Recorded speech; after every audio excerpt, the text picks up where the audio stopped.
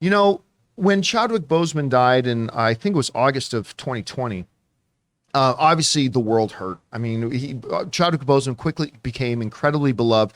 For those who didn't already love him for his work that he had leading up to that, Get On Up and whatever, the world fell in love with him as T'Challa in Black Panther. And then when he passed away, after a period of mourning, the conversation started about, well, what do you do with the character now? They're going to recast it. They're going to try to CGI deep fake it. Are they going to not recast it? Whatever. Ultimately, they made the decision not to recast the role. A decision I think was a mistake. I think it was a mistake not to recast him. But I respected their reasoning. They did it out of what they felt was respect, even though I thought it would have been more respectful to recast it and carry on his legacy. But they were doing it out of a place of love and respect. So even though it's not the decision I would have made, I respect it. And the trailer for Black Panther 2 is incredible. And the footage I've seen from Black Panther 2 looks incredible. So we're going to get a great movie out of it nonetheless. But to this day, it remains a kind of a hot topic. Should they have recast T'Challa? Well, with that in mind, Kevin Feige, head Grand Poobah of all things Marvel, he was being interviewed by Empire. And they asked him about recasting and why they chose not to recast. And he said something actually fairly interesting. He said this, and this comes to us from the folks over at CBR, but he said, when asked why they didn't recast T'Challa, he said this: it just felt like it was much too soon to recast, he said in an interview with Empire. Stan Lee always said that Marvel represented the world outside your window. And when we had talked about how extraordinary and fantastical as our characters and stories are, there's a relatable and human element to everything we do. The world is still processing the loss of Chad, and Ryan poured all of that into the story. There's two really interesting things in this comment, and I want to start with the second one, when he says, Stan Lee said this, Marvel's supposed to be the world outside your window. And so when they were getting ready to make this movie, they felt like the world was still processing Chadwick Boseman, the loss of Chadwick Boseman. And so Ryan Coogler took that feeling we all felt and poured it into the next movie. There's something about that is exciting. I mean, the art is what is art if not taking the human experience, whether it's our history, our hopes and dreams and our fears, and pouring it onto a canvas, whether that canvas is, a print or a movie or a television show.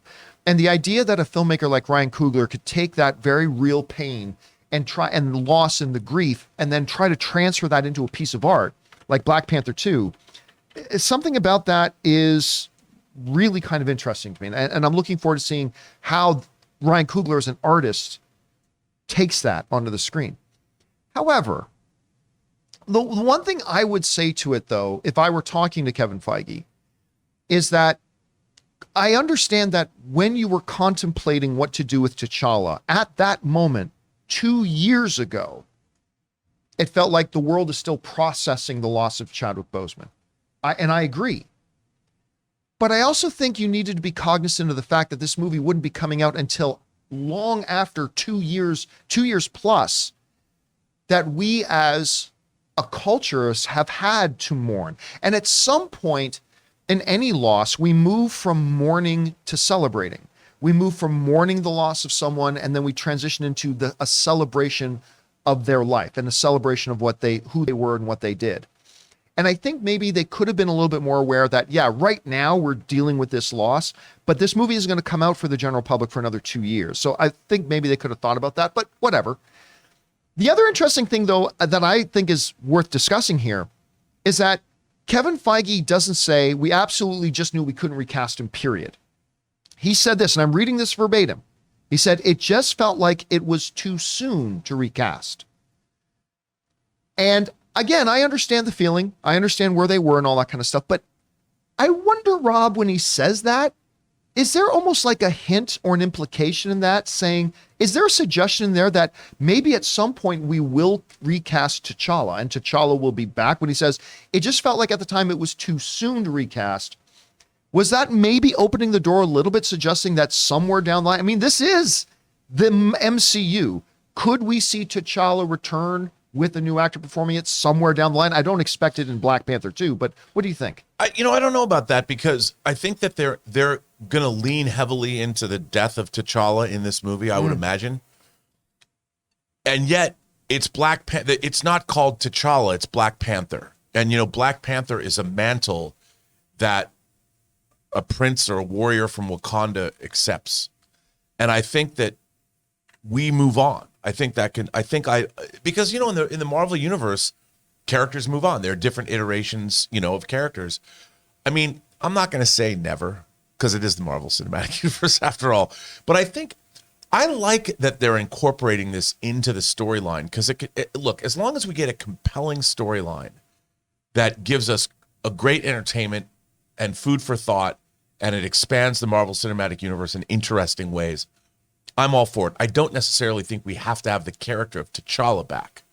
We have to have a Black Panther, and we have to have Wakanda, and we have to see how does Wakanda relate to the rest of and the thing that I'm most interested in is how is it going to relate to the rest of the Marvel Universe, dealing with Toucan Sam or whatever new realm is called. I keep saying Toucan, but it's not. You know what I mean. I don't know what it's called in my mind. I haven't wrapped my head around it because it's Atlantis, it's Namor.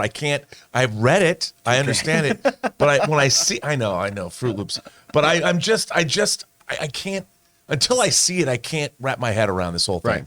And that's why I have to say that of all of Phase 4, I'm most interested in Wakanda Forever as a movie to see how they're going to deal with T'Challa. How are they going to deal with this? How are they going to deal with him? How are they going to deal with all of this stuff? And I'm fascinated. I have to say, other than Moon Knight, which I was obviously really excited about, and to a certain extent Shang-Chi, I think Wakanda Forever is the movie that I'm really excited for. I hope I'm not let down, but it's because I want to know how are they going to honor both Chadwick Boseman and then deal with the character of Black Panther and T'Challa and moving forward and what's going to happen. And I'm stoked, whatever is going to happen. Chris, you hear Kevin Feige's words. What's your takeaway from his statement? Too soon implies there is a time that is just right. Right, yeah. So I believe that, and like you guys were saying, T'Challa will appear at some point because Marvel movies are going to be rebooted and things are going to happen. I do think we're going to see T'Challa sooner than later, though. And I know I was somebody who didn't know about the recast T'Challa movement and everything, and I thought it was very respectful at the time, like Kevin Feige was saying, of honoring Chadwick and doing this. But it's a really iconic character. T'Challa means a lot to a lot of people, so I do understand that this is somebody who should be in the Marvel Cinematic Universe.